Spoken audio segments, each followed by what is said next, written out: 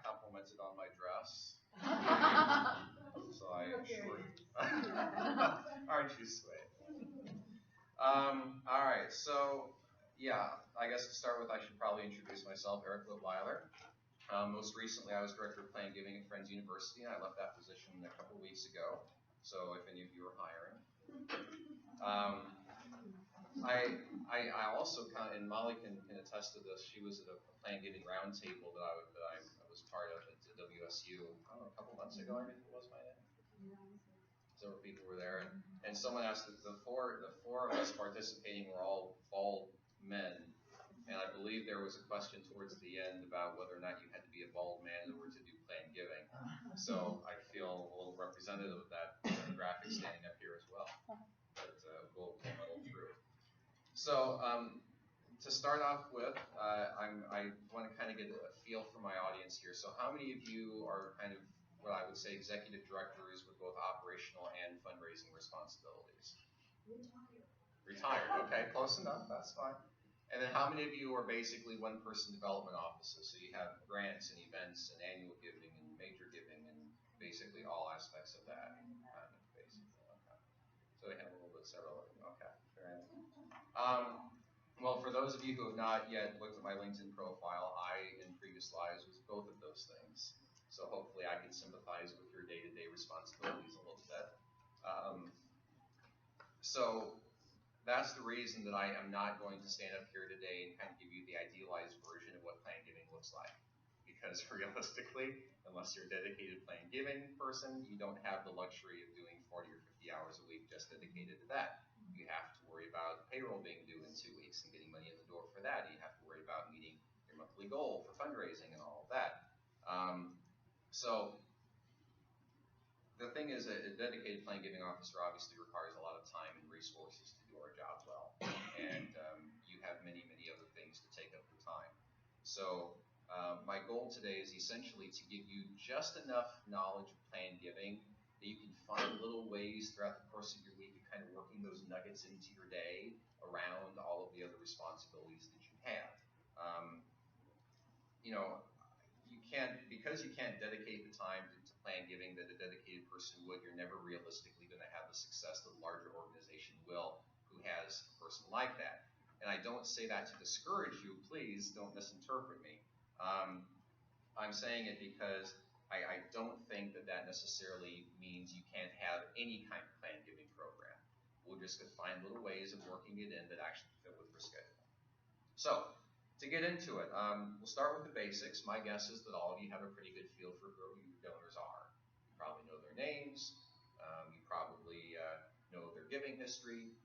If you're really good, you probably know some of what prompts them to give. In other words, this person always gives in December. They're going to get a check every December from that particular person. You know that. That's who they are. You might get a check from somebody else if you send out a mailing that specifically mentions a particular, say, a success story that your organization has had. We had this client, and they did this, and now they're good, and people react to that. Someone else maybe responds when you have a capital need.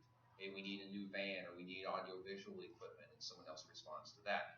Someone else maybe completely ignores you, except that they come to all of your fundraising events, and they're always donating something with a silent auction or buying a whole table to support the organization, whatever it is. So if you have this kind of information about your donors, you are well on your way towards the first step in Plan Giving, which is figuring out who your donors are and who you should be talking to. So let me elaborate on that a little bit. In the world of Plan Giving, there are a lot of factors that go into determining who we should be talking to. It's a huge part of our day. And so we are going to look at things, I'm going to look at things as a Plan Giving person, like marital status. I'm going to look at whether or not the prospect or the donor has children or grandchildren. I'm going to look at how often they volunteer, how often do they go to church. I'm going to look at whether or not they give towards political campaigns. Have they had a major medical issue like cancer or a stroke or heart disease? And I know it's a little creepy to think that we use that, but we do. It's part of life. The problem with looking at all of those hundreds of potential factors that quantifiably impact the likelihood of making a planned gift is that it takes a lot of time to do that. And again, we're talking about things, people that don't have a lot of time. So What are you supposed to do to fit it into your schedule? And the answer to that question is, and I don't think this will come as a galloping shock to anybody, that the number one factor in determining the chances of anyone making a planned gift, period, to you or anybody else, is their affinity.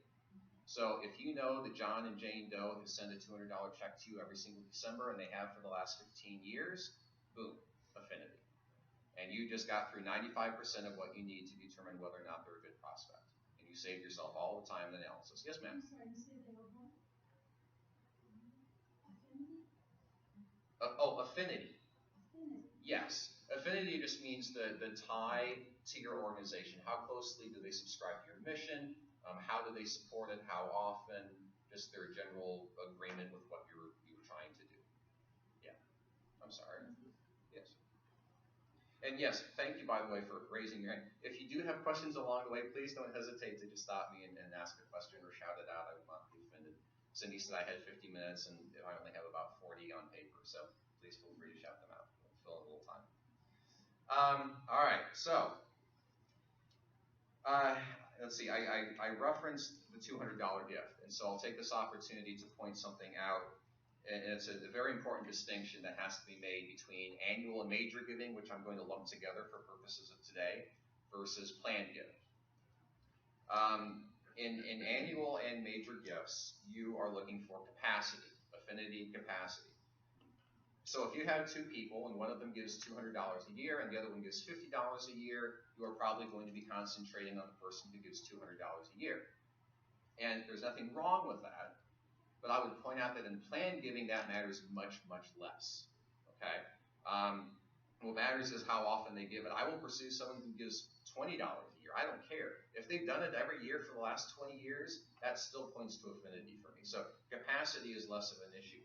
In annual giving, in major giving, you're looking at things like bank accounts. You're looking at retirement, or not retirement accounts. You're looking at investment portfolios. You're looking at income. Okay? If you have wealth screen information, you're looking for the 8s, the 9s, and 10s. In planned giving, I'm looking at entirely different things. I don't care about income. I don't care about bank accounts. I care about real estate. I care about life insurance policies. I care about retirement accounts. Okay? And a huge part of your job when you are able to work in planned giving is you have to help the donors do that too. Because a lot of people are going to look at you and say, I don't have money. I'm not going to have an estate to leave behind. I'm sorry you came out here and wasted your time. The reason they say that is because they're looking at bank accounts and income and investment portfolios. You've got to get them past that. Okay? We don't care about those things in planned giving, but they don't make that distinction. You have to help them do that. Now, capacity, yes, it does matter to some extent. Obviously, if they honestly have nothing and are going to die without a penny to their name, then yes, you wasted your time, and I grant that. So I'm not chasing the 1s and the 2s on the wealth screen either. But my point simply is that we have to make sure we understand the distinction between the two, are looking at the right things, and are talking to the donors about the right things. Because they probably, 95% of the time, those donors have assets that can be great planned giving things that they wouldn't think of. And if we don't help them think of it, you're never going to get them to include you in your estate plan. So, I also mentioned different motivations in addition to the different asset bases. So, different motivations. A major gift donor might give to you because they want to see their name on the exterior wall of the new hospital. Lisa, you can attest to this. You got a name right outside of the Envision building. Lots of names on our building. Exactly, exactly. So you got to bear in mind, though, a planned giving donor, by the time you get their money, they're dead. They're never going to see their name on that building. So obviously that's not a motivation for them. It's a whole different thing. An annual giving donor, they give to you on a regular basis because they appreciate your mission, they like what you do, and they want to see it continue. Okay? You're going to get a planned gift from them. And the reason you're going to do it is because if they believe so strongly in your mission and love your mission that they want to see it continue while they're alive, wouldn't they want to see it continue when they die? Of course they would. Boom. And there's your planned gift. You can make that happen. Does that make sense? Okay. Questions so far? Okay. Next thing I will talk to you about is age. You have a fairly narrow window to make your ask from a planned plan giving standpoint. If you ask it too early, they're not thinking about their estate plan, and they don't want to think about their estate plan. And when they call you, they're going to hang up on you. If you ever want to feel like a telemarketer, make that call at the wrong time. I called a lady once. This is a true story. Just a few months ago, and I called a lady, and I introduced myself. I'm Eric Litwiller, calling from Friends University, and I know you've been supportive of the university for many years, and I'd love to find some time to chat with you and thank you for your support. Oh, well, sure, we can do that. So we're looking at our calendars on the phone. Now, are you a student there at Friends? No, ma'am. I'm the director of Plan Giving. Oh, well, we probably don't really need to talk then. Click. Okay, but you know what? She did me a favor. She was not ready to have the conversation, and that's okay. But you're going to run into that if you're picking people who are 30 years old. So that's the issue with too early. Now, it's equally problematic if you call them too late. Because if their plan is finalized, the odds of them going back to make changes to it are almost non-existent. In the United States, half of American adults die intestate. They have no estate plan. They have no will. They have no trust. So just getting them to make the plan in the first place is hard enough. Once they've done it, they do not want to go back and look at it again. They're done. I did it. Yeah, I may have done it 20 years ago, but it's done, and I don't care anymore. It's in a lockbox. Someday I'll die, and you can take it out. And yes, it's horribly outdated, but at least I did it, and I don't want to change it. I won't think about it again. So you're going to be looking for people probably who are in their kind of late 60s to maybe mid 70s is going to be kind of your sweet spot. Obviously, someone again who's dedicated to plan giving has the luxury of calling these people in their 30s and having the relationship with them and building it over the course of years and decades to the point that when they finally do get around, when you finally do convince them to make an estate plan, you got the relationship with them. And now you can ensure that you're in it because they're comfortable talking to you about money and death, two of the most comfortable topics on the face of the planet. But if they don't know you that well, that's going to be a hard sell, especially outside of that sweet spot of age. Hey, Eric. Yeah. Okay, I'm kind of surprised by that. So you're saying the sweet spot is like 65-ish? Yeah. Well, starting at 60s. I said late 60s to mid 70s, but yeah. So people don't have a plan by that time? Oftentimes, no. Some do, but like I said, I mean, if many of them were doing it then, people wouldn't be dying without wills in the first place. So. Yeah. It's like, could we anticipate that? Maybe be that caller at age 55. Oh, sure. And say, hey, something to think about. Absolutely. Yeah. That would be a cool. Right. If you have the luxury of the time to start that a little bit early, and we usually started the process by, again, talking about the annual giving aspect. Kind of was a foot in the door. We could sit down with them, thank you for your support, and that started the relationship so that, yeah, you could plant the seed whenever you felt the relationship was to that point. Absolutely. Yeah. Okay. So, age, affinity, capacity, what else can we do? Next thing is, and this is, in my mind, low-hanging fruit. You've got to make sure that you take every possible opportunity to help people understand that you have the ability and the capacity to accept plan gifts. Now, that sounds kind of stupid. It sounds kind of like a duh moment. I used to do seminars for church leadership teams, and we always required the pastor to be there. We required the head elder or deacon. We required the church treasurer to be there. It was proof to us that the church was taking this kind of seminar seriously. And across the board, these churches were so frustrated because they would see these wealthy individuals and these wealthy couples put relatively minor checks in the collection plate, and yet when they died, the Wichita Symphony gets $1.2 million, or their alma mater gets $2.5 million. And the churches couldn't figure out why this was happening. You know, there were years when I would visit 40 different church leadership teams in a 52-week year. And they couldn't figure out, across the board, they couldn't figure out why this was a problem. The answer, obviously, is that the church doesn't have a development person, and certainly no one talking to them about plan giving. If I'm going to church, I'm putting my money in the collection plate and not really thinking much else about it. I'm going on about my day. It's just part of my week. It's what you do. But Unless the church has someone talking to me about the bigger picture, I'm not necessarily thinking of the church as my destination for a planned gift. Meanwhile, the Wichita Symphony is calling me, and they're sending people to my home, and they're taking me to lunch, and we're having they're talking to me about my planned gift. So is my alma mater. So, obviously I realize, and again, it kind of sounds like a dumb moment, because I realize that any of your organizations are capable of accepting a planned gift. If someone dies tomorrow and you get a call that you were left money in the will, you can take it. You're able to take it. Everybody knows that. But I guarantee you that all else being equal, the organization who publicizes that they can do it versus an organization who does not publicize that they can do it, the one who publicizes it is going to get more planned gifts than the other one, just because they talked about it. So, when you do a mailing, there should be a return envelope, there should be a little perforated card, and there should be a checkbox on there. I have included this organization in my estate plan, or I would like more information about including this organization in my estate plan. At the bottom of every brochure, at the bottom of your letterhead, at the bottom of everything you publish, there should be some kind of a note stating to that donor your ability to accept planned gifts. Even if it's just one little line, please direct estate gifts to Friends University of Wichita, Kansas, 2100 West University Avenue, Wichita. Now, am I going to get a lot of planned gifts by doing that?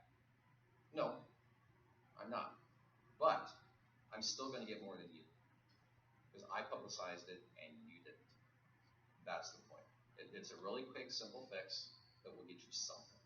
And that's the whole point of finding ways of making that happen for you. Just out of curiosity, maybe I should have asked this beforehand so as not to make an assumption. By a show of hands, how many of your organizations do actively talk about, publish, that you can accept planned gifts? One. Okay. Just me?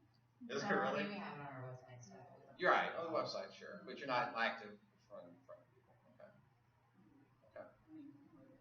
You're right. You're welcome. Hey, Eric. Yeah.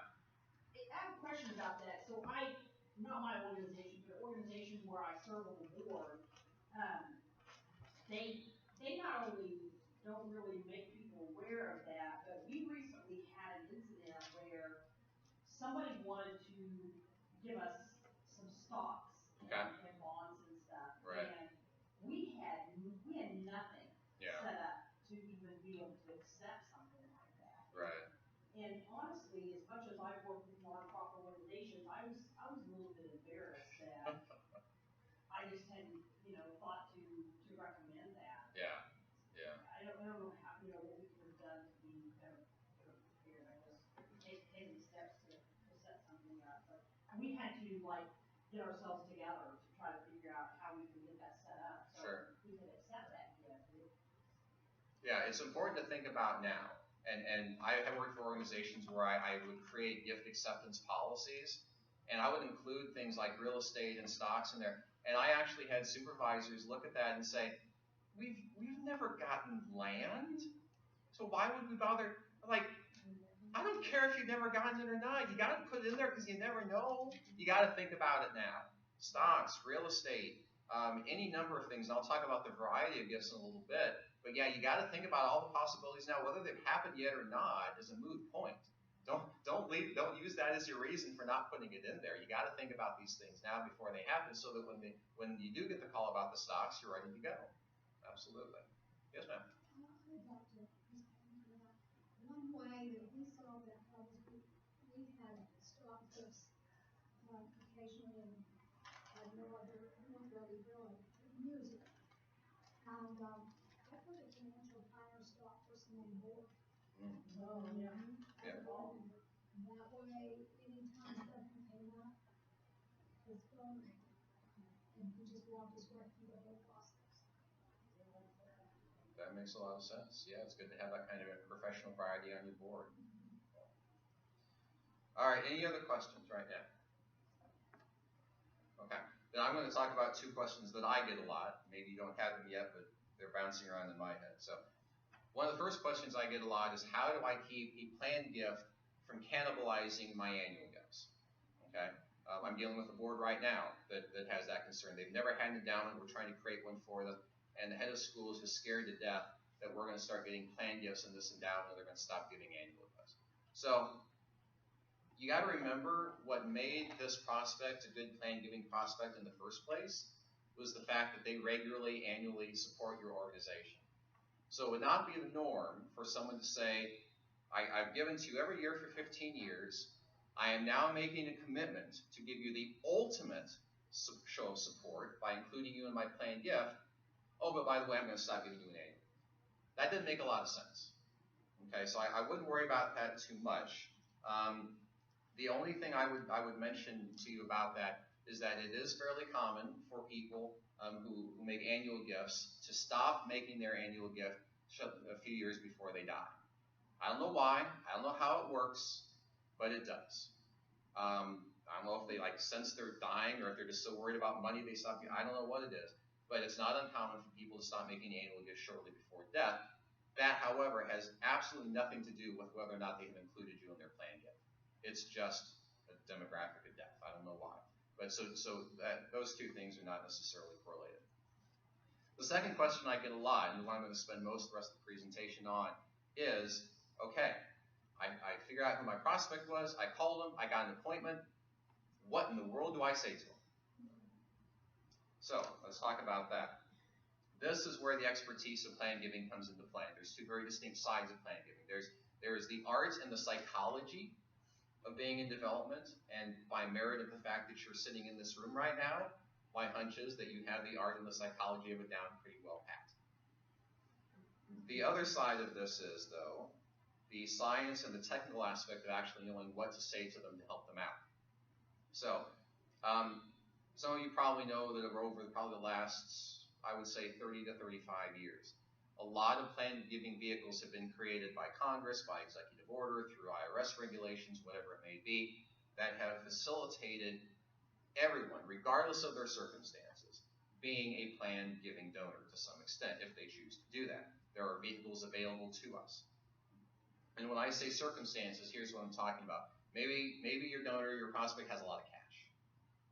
Maybe they have no cash. Maybe they don't have 2 dimes to rub together, but they have a high net worth because they have land, or they have inventory, or they have collectibles, or they have antique cars, or whatever it may be. Maybe they have already given to their children. That's becoming much more common these days. People are realizing that if they wait until they die, their kids are in retirement and the money doesn't do them a lot of good. So more and more people are saying, I'm going to give money to my family now when my children are still paying off their mortgage or paying off their child's college education debt. I'm going to give it to them now, and that way when they die, their entire estate's available to us. So that's happening a lot. Maybe they are farmers, so their income is highly variable from one year to another. Maybe those farmers want to pass land along to their children. Maybe they realize my kids don't want to farm. They all live out of state. They have professional careers. They're not going to farm anyway. Maybe they have a life insurance policy. If so, is it paid up or are there annual premiums? Are there retirement accounts like 401ks and IRAs? Do they need them to live on or do they not? So these are all different circumstances. These are all variables that would impact how I would talk to these donors. So in response to those, like I said, with all these vehicles available to us, I'm going to talk about a few of the more common ones with you. Again, I'm not going to give you the entire list because a lot of them probably will never come up, and we're trying to fit this in around your day. So the first, obviously, plan giving vehicle is just the simple bequest. We all know what this is. All our donors know what this is. It's been around forever. It's the easiest. It's by far the most common, and that's across organization size. Ask the WSU Foundation, ask the One Person United Way office in Harvey County.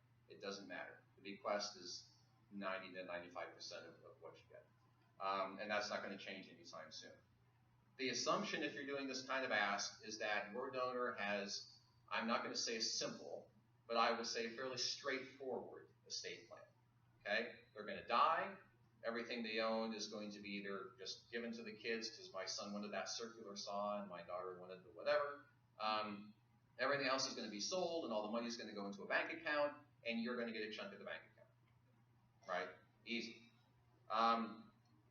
If this is the kind of planned gift that you're going to talk to your donors about, I'm going to make a personal appeal to each and every one of you, and I sincerely hope that you will pass this personal appeal on to your prospects as well.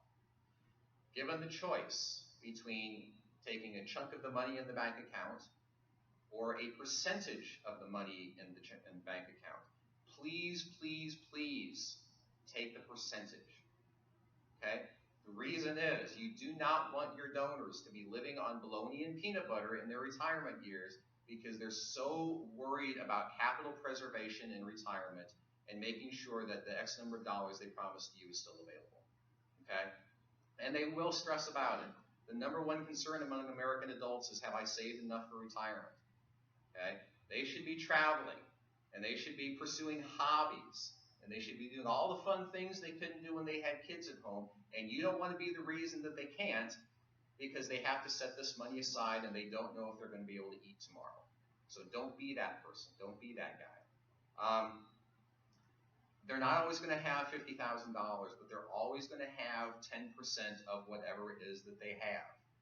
And I always told my donors, I would rather get $1 from you because I was in your will for 10% than get $50,000 and know that you had a crappy quality of life all through retirement because you were so worried about saving this chunk of money aside.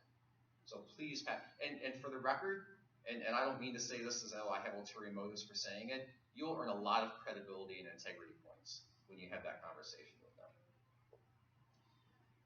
Another option with the bequest is to give the organization a particular asset, like Cindy was talking about with the stocks.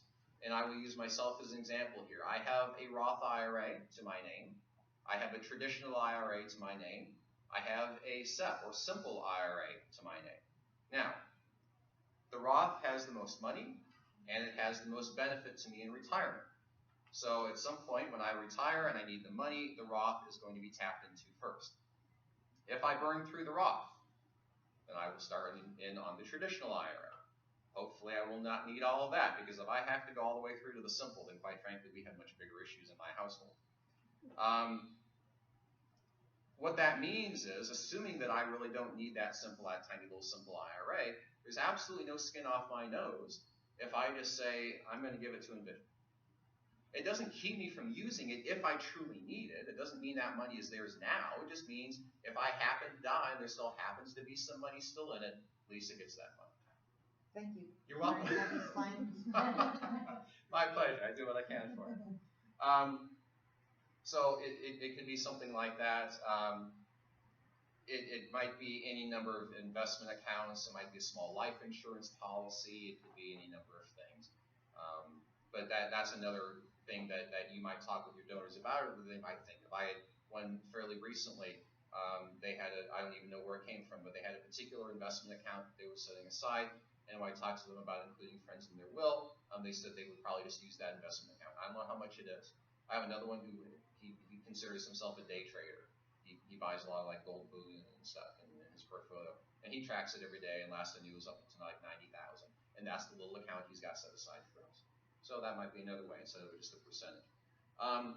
Another example of an asset that might be given as a physical thing. This is what we call non-cash assets. So this is land, this is a house, this is an antique car, coin collection, stamp collection, farm machinery. I used to work for an organization where we got farm commodities on a very regular basis. Probably every couple of days or so we would get a phone call. Someone was giving us honey. Someone gave us puppies. Someone gave us emus. I don't know what we did with the emus, but we got them. And obviously things are much more common things would be grain or livestock or something along those lines. Just out of curiosity, this afternoon, if any of you go back to your office and you get a phone call this afternoon telling you that one of your donors died and left you 200 head of cattle, how many of you would know what to do? Call you. What, you would know what to do? What would you do? I would contact someone about selling more. And who was that someone? Well, actually, my family owns it. Okay. Okay. Will be one line. Okay. So lacking a family connection, though, it looks like Sorry. No, that's fine. It looks like most of us are not quite sure how we would handle that situation, and I don't blame you. My personal recommendation, I want to be very clear here that I'm not being compensated for this. My first call would be the Wichita Community Foundation. They are a 501c3, just like you are. So they provide all the same tax benefits to your donors, just like you do. And they can sell non-cash assets for you and then flow the money through to you at the donor's request. Now, yes, they will probably take a small fee, but you have to weigh that fee against the staff time of somebody in your organization trying to figure out how in the world to get the cattle from where to where, and who's going to buy them, and how much they're worth, and what you're going to do with them in the meantime. There's a lot of logistics that go into that, and the Wichita Community Foundation is very good at that. So the small fee might be worth it. And I'll give you an example here that I had not too long ago. I had a donor call me just a few months ago, and he wanted to give me one share of Florida Capital Partners number 72. Now, can anyone guess just from the name of it what kind of an asset he was trying to give me? What was it again, I'm sorry? Florida Capital Partners number 72. It's like a timeshare. It does sound like a timeshare, actually. In a way, it is. It's real estate, basically. This was a situation where somebody, presumably down in Florida, bought a whole bunch of land, probably literally Florida swampland, I'm guessing, and they decided that they could develop it and turn it and sell it for more money than they paid for. And so they conned 100 people into buying one share each of this group of Florida swampland, with the hope that somebody in the future would actually make some money off of this, probably the person who originally bought the land and nobody else, I'm guessing. At some point, my hunch is that this donor realized that he had a completely worthless asset on his hands. The agreement had a sunset on it, so whatever didn't happen by X date was never going to happen. The original owners were not allowed to resell their shares, and they were not guaranteed anything in the contract. They were told right up front, you might not ever get your money back. So he figured out at some point his 30 grand was gone, and he couldn't sell it to any other unsuspecting person. And so he probably figured, well, at least maybe I can get some tax benefit if I give it away to Friends University. Well, thanks for that. I can tell you right now that my very first call when I got that call from him was to the Wichita Community Foundation, because it was not worth my time trying to figure out what this thing was and what I could do with it and what it could conceivably be worth and who might be willing to take it off my hands. It wasn't worth it, so I called the foundation. So what did that translate to for you? Actually nothing. I didn't want to tell this part of it. The community foundation wouldn't even touch it. They knew too it was worthless. And I tried desperately to con the president and our CFO into taking it, and they wouldn't do it. So it was not accepted. In that case, it was not accepted. No. Normally, that will not be the case. Normally, you'll actually get assets worth something. But yes, in this particular case, I got nothing. Yeah. I had a similar situation at Newman. They were trying to get rid of land that had environmental overlays. Yeah. So you do have to be careful. You do need to get somebody involved to know what's going on. Yes. Because if we would have taken it, we would have been liable for the environmental. Yeah. And put it in your gift acceptance policy. Put the process in your gift acceptance policy too. If you get this kind of an asset, here's what we do. There's a board committee, and it goes to this person, and they review it, and then it does this. You know, I would never have guessed until we got some other land in Heston that was actually worth something. And so I had to look at the handbook and said, oh, we have to get, the donor has to pay for an appraisal. Oh, that's good to know. And then we have to pay for a third party, I don't know, marketing study or something. I would never have known that. Luckily, someone before me had laid it all out in the gift acceptance policy. So make sure that kind of thing is in there. Absolutely. I have a question. Yeah. You're talking about gift acceptance policy. Yeah. I'm drafting a lot of policies for us, but that's not mine. Oh, okay. And I work with the community foundation with artists. Yeah. But is that something that they can help? I mean, where would I go to get, present this information? This is what we should include. Yeah. I would not be surprised if the community foundation had something like that, but I also would not be surprised if 80% of the people sitting in this room had them as well. So I would say call your peers, call Friends University for that matter. I drafted one. So yeah, any number of organizations can. And I mean, it's going to be a draft, obviously. But you change the technical details, and we don't have this committee, so what are we going to use to do this instead, and you'll change that kind of stuff. But it'll give you a nice format. Yeah. And I think, I had heard several years ago, and I may be wrong, Molly, you may know this, but I had been told a while ago that you were required to have one when you filed your 990. But that's been several years, and if you don't have one and you've been filing 990s, then I may have been mistaken about that. No, we don't have a Oh, okay. Well, that might be it too. I don't You're not aware of that? requirement. Okay, it may But I not. mean, even if you just Google. That's true budget too. Yeah, policies, good point. You will pull up thousands of them, and like you said, it's That's just what I was just gonna say. read Yeah. through a couple of them and kind of decide what fits Right. you. Some of them are like one page, and it's like basically everything's gonna go to your board if it's not Right. this, or this. But you know, and then you use people on your board to make sure that real estate doesn't have issues or whatever. Right. So some of them are real simple, and some of them get into detail with all that you talk about. Yeah, yeah. Friends is 30 some odd pages, I think. List through every contingency. The board source is also another great resource. Sure, for- sure. Yes. All right. So the Wichita Community Foundation, that I was going to mention also with regard to that service that we've just been talking about that they can provide.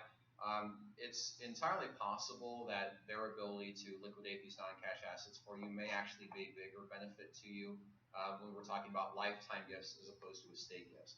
And the reason I say that is because there are two phases during retirement when people tend to divest themselves of these kinds of ancillary non-cash assets. It's traditionally probably about the 5 years starting when they enter retirement, and then again going back to knowing when they die, the 5 years prior to death. They don't like to deal with this extraneous kind of stuff in retirement. It just muddies the waters. It makes life complicated, and they're trying to do other things. And so they usually like to give that stuff away. But if they are unsuccessful or if they die earlier than they think, it is still very common to get those kind of assets in an estate plan as well. So either way, the Community Foundation can help you out with that. All right, so bequests, like I said, still the largest, very common for any size of organization. Everyone knows about them. They're easy to do. Larger organizations, again, I'll go back to the WSU Foundation just because they're large. A lot of what they do is they're going to spend time and resources educating people. And I think they would stipulate to that if you were to call them. They would agree that education is a big part of what they do. Because they can sit down with the donor and the donor can say, I want to do a bequest. But over the course of the relationship building, the development officer, you, might discover that the nature of their situation, the types of assets they have, may be beneficial for them to pursue some type of vehicle besides just a simple bequest. And it is incumbent upon us to help them understand the reason why and help talk them through that process. So leave the education largely up to the bigger organizations if you'd like to. That's perfectly fine. But I'm going to give you a few of these alternatives just so that if you do happen to meet a donor for whom some other vehicle might work well, you can hopefully give them enough information to help them out. And again, you're going to score big integrity points when you do that. So start off with, this is probably a really stupid question, but who here is familiar with the charitable gift annuity? Oh, okay, not as many as I would have guessed. Well, that's good to know. Have you written one? I've executed one. You have executed one, okay. Software. Crescendo? Yeah. Okay, that was my next question: is who all use Crescendo software? If you're not familiar with a gift annuity, I'll run through it quickly. I hadn't anticipated that, but I will. That's no problem. A charitable gift annuity is the simplest iteration of it. Is that someone comes in today, writes you a check for $100,000, and you invest that $100,000 with whomever you use. The software package called Crescendo, which is what we all want to use if we don't already use it, figures out how long that particular person is going to live. And the software package says, okay, this person is going to live 8 more years. And they gave us $100,000.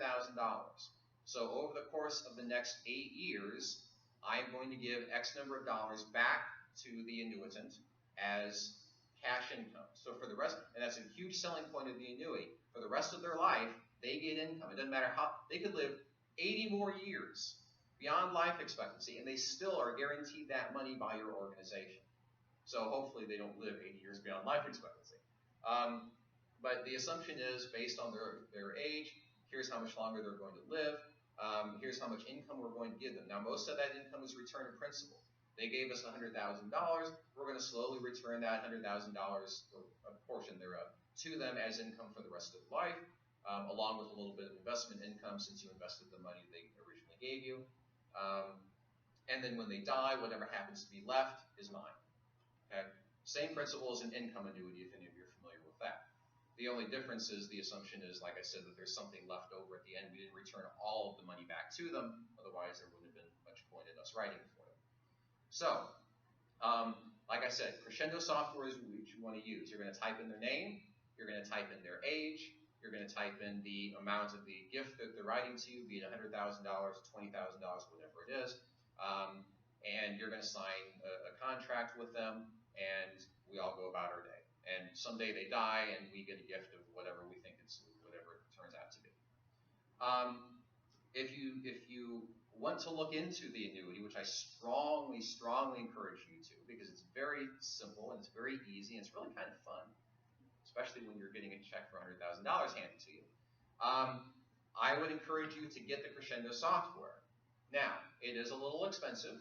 It's not exorbitantly expensive, but for some small nonprofits, it's a little pricey. So I'm going to give you a little hint. Instead of buying the Crescendo software, there is an office of the Mennonite Foundation up in Newton, Kansas. Okay? They are the charitable services arm of Everence Financial Services, EVERENCE. They own a license for the Crescendo software. And for $250 a year, much less than the Crescendo license itself, they will put a link to the annuity illustrator on your website. Okay? Does all the same thing the software package would if it were loaded on your computer. Donor goes to your website, they see the annuity illustrator, and the point of the illustrator is to say, okay, based on your age and how much money you're giving, this is how much money you'd get back in income over the course of your life, this is how much of it that income is tax-free, this is how, this is the income tax deduction you're going to get. It was all the same things. They click on the link on your website. Transparently to them, they are being taken to the Everence website where they type in their information. The Everence website spits out all the same information you would have if you were doing it in your office. The donor looks at it and says, hey, that's a pretty good tax deduction, and that's the income I'm guaranteed for the rest of my life. That's a pretty good deal. I think I'll do that annuity. So then they call you, and then you do the annuity. So a lot cheaper, and Everence can hook you right up with that, puts it right on your website. And honestly, even if you do own the license, it doesn't hurt to have this done anyway, because even though you have the software, I am not aware of how to get a link to that software package on my website. But so even if you have the license, you may still want to have Everence put the link on there so that a donor doesn't necessarily have to come into your office to have the illustration run. They can be sitting at home in their living room, click on the link, and then if they want to do it, they just come into your office and you have the software preloaded and you can make it for them. So that's another option. We actually do, at Friends, we own the Crescendo license, but we also pay Everence $250 a year to put the link on our website just for that reason.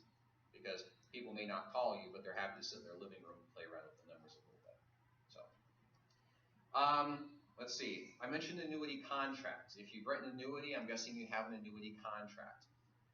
I'm going to admit to something rather embarrassing here, that for several years I was not aware that there was such a thing as an annuity contract. I sold annuities without a contract.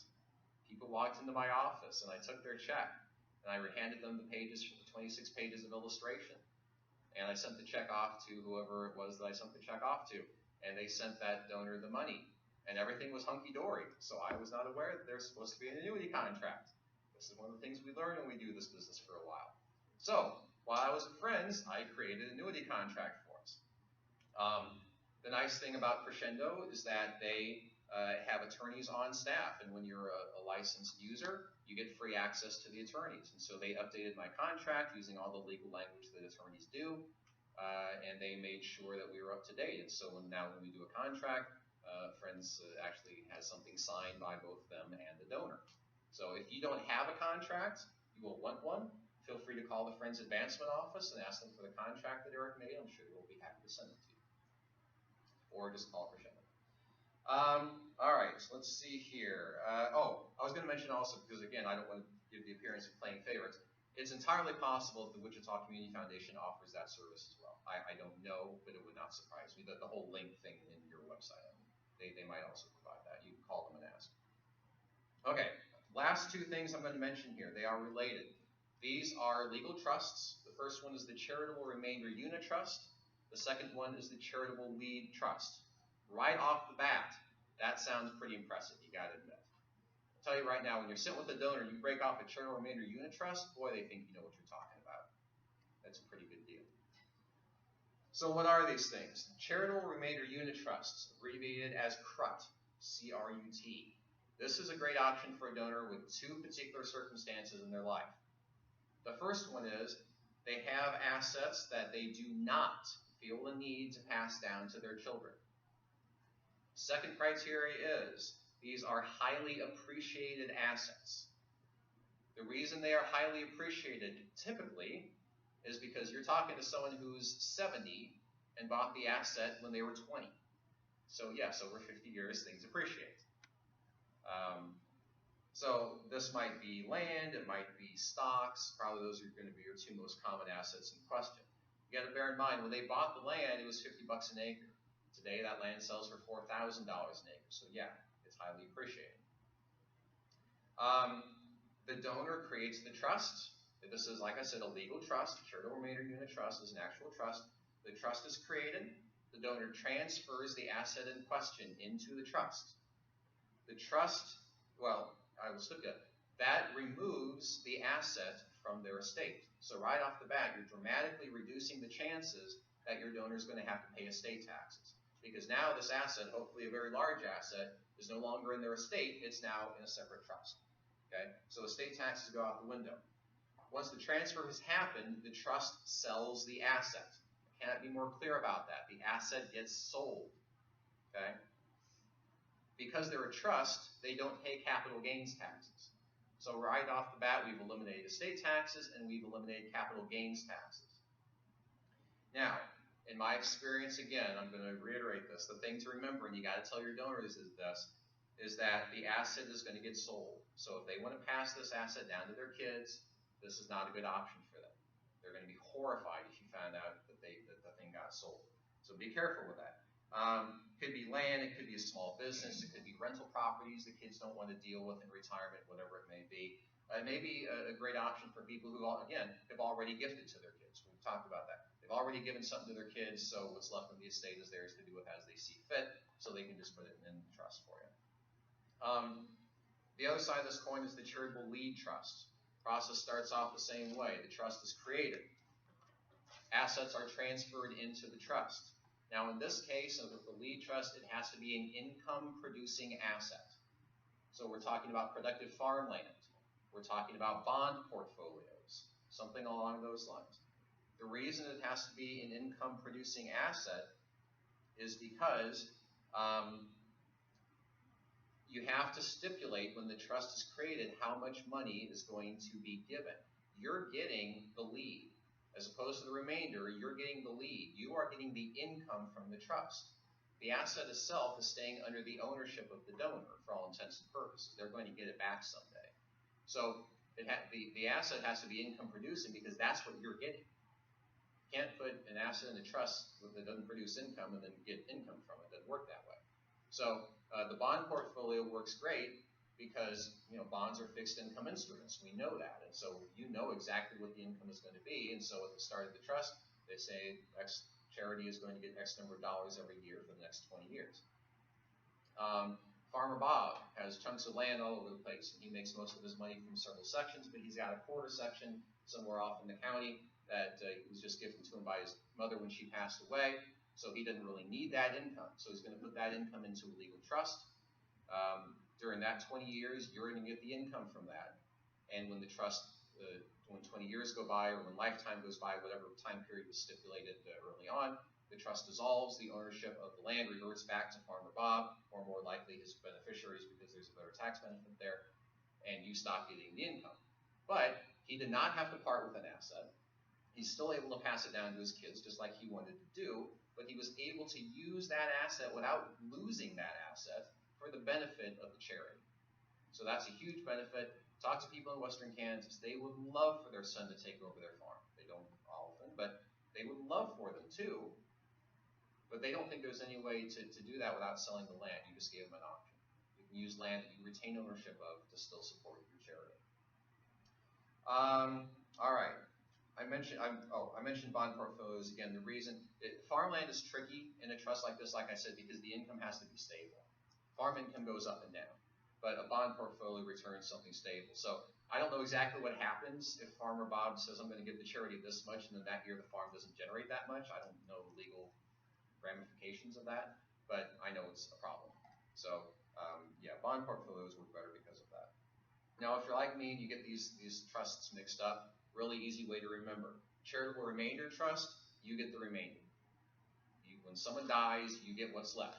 That's the remainder. Okay? Charitable lead trust, you get the lead gift. You get the income right off the bat. Someone else gets the remainder. So really easy way to remember that. Anyone in this room a practicing attorney? No. Okay. Because these are legal trusts, you need to send the donor to an attorney. You cannot create these the way that you would create a gift annuity. An attorney has to do this. But what you've done is you've just given the information that I just gave you to the donor so that when they go to an attorney to get this trust created, they know what they're talking about. They're saving themselves a lot of time talking to an attorney. They can walk right in and say, I want a charitable remainder unit trust. Boom. So you've helped them out. That's really all I have for now. So I'm happy to entertain questions if you have them. Before I do that, though, I want to say one thing. I learned how to do fund development, and I learned how to do planned giving by calling every development officer I could find and asking if I could buy them lunch and pick their brains. Okay, I didn't go to school for this, although I went to Indiana University. You'd think I did, but I didn't know back then. You'd say, "Oh, you're a Hoosier? Nice." So for the last several years, after having begun to learn how to do what it is that I do, I have been happy to do consulting work at no cost to people because I learned from people who were just willing to let me buy them lunch and tell me everything they knew. And so I am happy to do that as well. So, we help each other out, and if I can be helpful to you, if I can be helpful to your board of directors, if I can be helpful to your executive team, if I can be an objective third party who tells your board that, hey, this is what they need to do their job, to be supportive to you as development or executive directors, I'm happy to do it. I'll take an hour over lunch or go to a board meeting or whatever works. If you need help developing a development office because you don't have one, or beefing up your planned giving program because you don't have one, or need to add a development person, again, I'm available. I'm happy to do that. So please do not hesitate to call me. Do not hesitate to email me. I'm happy to take time out of my life and do that because that's the only way this works. So if you have a pen, my cell phone number is 620-755-2583.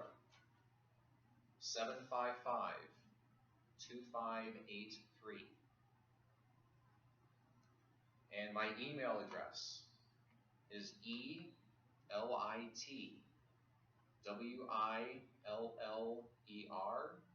and the number 1 at gmail.com. Did you get that again? Absolutely. ELITWILLER and the number 1 at gmail. And whether you call me tomorrow or whether you call me 6 months from now, I'm happy to help. Like I said, that's the only way this is going to work. So, with that said, Molly, question? So you were going to talk a little bit about the conversations with the appointment. What do I say? Yeah. Oh, like the verbiage to use? You want me to go into all that? that? The question is like, other than like them self-identifying through like postcards, which are like you guys suggested, what's a really polite way to say to perhaps major donor, like, are we in the will or not? Well, that's not fairly Do we polite. have this conversation or not? Yeah. It's hard to get a real good rule of thumb. I mean, you all know this as well as I do, that when you have there's no two conversations with your donors that's the same. And you kind of just have to look for your opportunity. There have been There have been conversations that have gone so flawlessly and perfectly through no fault of mine, I can assure you, but have gone so smoothly and purposely. I will straight out ask the person within an hour of meeting them because it just flowed in the conversation, and that's not the norm by any means. But in that particular, like the guy I mentioned who's given us 90 grand gold bullion, you know, he was very open. I mean, I was there an hour in his living room, and he was handing me every financial statement he had. I knew what his net worth was. I mean, he was just giving it away. And so, you know, a straight out ask right at that point just made sense. Other people kind of know what you're going to ask, and they tend to avoid anything that might potentially lead to that question. And so, again, this goes back to more the art and psychology of it. I guess if I had to try to answer your question as directly as I could, I would say I would probably go something along the lines of just the fact that you've been very loyal supporters for many years, and you know, is there any possibility that we could continue to receive support beyond your lifetime? There's nothing wrong with talking about life. There's nothing wrong with talking about death. Donors, I think, prefer some degree of directness. The fact they let you into their home, knowing who you were without hanging up like a telemarketer, they probably had a fairly good idea what you were going to talk about. Now, granted, if you don't have the title Director of Planned Giving, maybe less so. But I don't think there's any wrong with asking about, you know, have you considered ways of possibly continuing to support our organization through your estate plan or beyond your lifetime, something along those lines. Like I said, you have to gauge the conversation. You have to gauge your level of comfort with them and them knowing who you are and all that sort of thing. But does that make sense at all? No. Yes. It doesn't really help you. It does. Do you guys do surveys at all or anything to that effect? No, I just don't want to upset, you know, if it's a major donor, you don't want it to. Sure. You know, the other thing you could do too is you could send some sort of a mailing that references it. You know, It's just to that person. well, they don't have to know it's just to that person. For all they're concerned, it's a mass mailing. But you know, float the idea, like you know, plant seed. That's what in plant giving is what you do. You plant seeds, and if that's a way of planting a seed, that would be another option. Thank you very much. Do you take out materials that you leave with people? I mean, is that too formal? Like brochures, like leave something with them? You can. I don't generally, just because I prefer to have that conversation in person. But everyone has a different comfort level with that. I think Crescendo has some stuff you can just they do. And there is a brochure that kind of journeys prices. Yeah. Delta's the other one that has good Thanksgiving stuff. Yeah, Crescendo has a very extensive library of forms and documents and everything. And again, it's all free when you have the license. So. I had a question going back to when you were talking about the right age to approach people. So if you have someone that's been giving for the last 10 years, obviously they're part of your annual fund. Right. So maybe they have their portfolio of a major gift officer. So at what point in time do you transition, or how do you transition someone if you have a planned giving officer? Right. Where does that person come in, and how do they transition to the next person? Because obviously they've already established a relationship with someone else in their department. Yeah. There's varying schools of thought. Smaller organizations sometimes will say we have to make a transition because we don't have the resources in the organization to have two people courting the same household. Personally, I don't agree with that. My personal feeling is if Bob has a relationship with this person, but they're thinking about a plan if we want to get him there, and so Mary needs to start talking to him, I don't have a problem with both Bob and Mary approaching together. I don't have an issue with that. Yeah, you're duplicating resources, but you got to bear in mind where the relationship is. And, you know, maybe Bob can eventually ease Mary into that and step away, but I don't know that I really feel a great need to make that happen. That's my school of thought. I will duplicate resources if it means getting a $1.2 million statement. I'm fine with that. So you kind of have to feel that out as best you can. But yeah, if you really feel like you have to make the transition, you know, I don't think there's anything wrong with just Bob introducing Mary, and maybe you go on a few visits together, and and at some point, handing it off somehow. I don't know. There's not really good escape strategy for Bob in that situation, I fear. Yeah, because you want to continue that one-time Yeah, relationship. yeah, exactly. There's still. Yeah, and I have a real pet peeve about plan giving people being responsible for the annual gifts of their plan giving donors. Because what happens is, like I said, you're already talking about death and money, and so it's already hard enough to get a relationship built. But now, when you're putting the plan giving person in that situation, donor that they're calling doesn't know why they're calling. If they're calling about a planned gift, yeah, we'll chat with them. I'm not going to tell them any financial information, but I'll chat with them because I know they're not going to ask me for money. That's the big thing. But if the same person is also in charge of the annual gift, now the donor doesn't know why they're calling. They don't know what the content of the conversation is going to be. They're going to be really on guard because they're not quite sure how that conversation is going to go and which side of Bob or Mary is going to come out. And so they're going to be a little more guarded. It's really a lot harder to get in when you put that person over both. That's why I'm not a fan of a generalist trying to do plan giving. Peston College, for just as an example, uses regional development officers. So if the guy has the West region, he has to go out to Wyoming and Colorado and Montana and do annual giving and plan giving and major gifts and capital campaigns and events and grants and everything else. And a generalist cannot do plan giving well. They can do it to some extent, but they're not going to do it as well. And so when you're asking a generalist to do that and try to figure everything out, you're really confusing your donors, and it throws some hurdles up that you don't want. In my opinion, ask Mike Lamb, he's the expert, but that's my opinion. I think he'd agree with me. He and I have had this conversation. So, Okay, yes, ma'am. Thank you. I have two questions. One, I can't remember, is a request revocable or not? Or is it set up? I mean, in a will, it's revocable because a will is revocable. Trusts are either revocable or irrevocable depending on how the donor originally set it up. So yeah, it's revocable if it's in a revocable vehicle. Yeah. So, and the second question is, once you have that plan built, how do you steward that? How do you continue down so they don't change their mind? Yeah, that's an excellent question. Like I said, the only thing that's really on our side in that is the fact that once people do it, they're not likely to make changes unless you really tick them off. I make a point. I usually make quarterly follow-up calls just to kind of check in. Last time I talked to you, you were going to be going on a cruise in July, and I haven't talked to you since. How did that go? I really do very kind of neighborly, platonic sort of phone calls just to follow up and see how they are.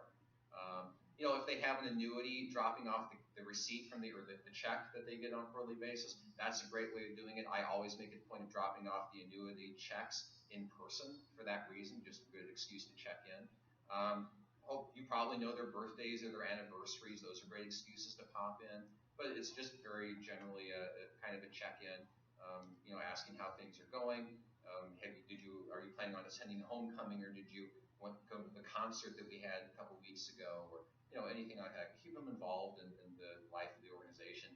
Make sure they're on mailing lists, that sort of thing. Is it inappropriate to attend funerals?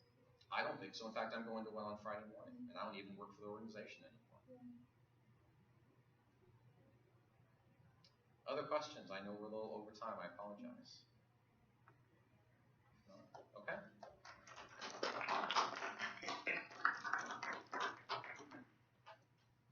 Eric, thank you so much. My pleasure. Appreciate it. I also want to say thank you to Goodwill for allowing us to hold this luncheon here and being a gracious host. Please be sure and fill out the surveys that you have, if you would. We always like to get your feedback on what we can do better, as well as what you'd like to hear in the future. And for upcoming events, we have Board University coming up next week on 7/18, which is Help Your Board Govern More. That's from 4:30 to 6.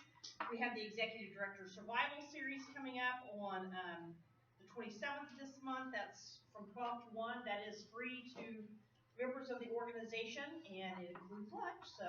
And then next month on August the 2nd, we have So It's Monday Morning and Your ED Just Resigned, succession planning for your organization. So hopefully we'll see you at some other events. And again, thank you so much for coming. Have a great day. Thank you. Thank you.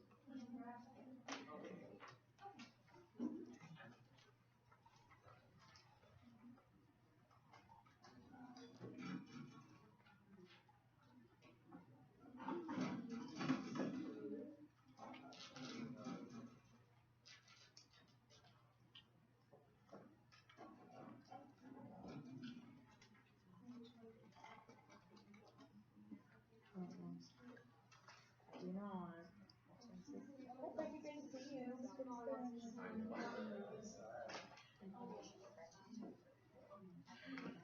You're welcome. I'll tell you too.